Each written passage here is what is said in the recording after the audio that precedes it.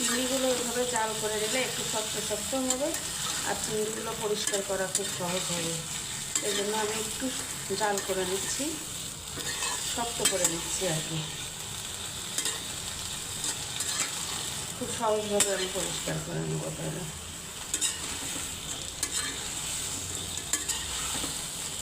কারণ খুব একটা বড় চিংড়ি না তো, এই জন্য আরও সমস্যা।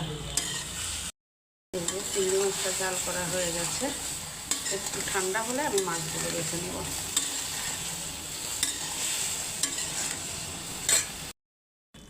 চিংড়ি মাছগুলো আমি কিন্তু বেছে নিলাম, দেখেন। আর এই যে দেখেন কত জঙ্গল চিংড়ি মাছের। এইগুলো হলো চিংড়ি মাছ। এখন ধুয়ে টুয়ে নিয়ে রান্না করব। দুজন খাবে তো এতগুলো নাও রান্না করতে পারি, যাই হোক মোটামুটি অল্প কিছু রেখে দেবো আর রান্না করব চিংড়ি মাছগুলো। খুব সহজে কিন্তু আমি ছাড়িয়ে নিলাম, আর একটু রেখে দিয়েছি কারণ যাতে করে শক্ত থাকে। এই যে এদিকে আমি করে নিয়েছি, আর এই আগার দিকে একটু করে রেখে দিয়েছি।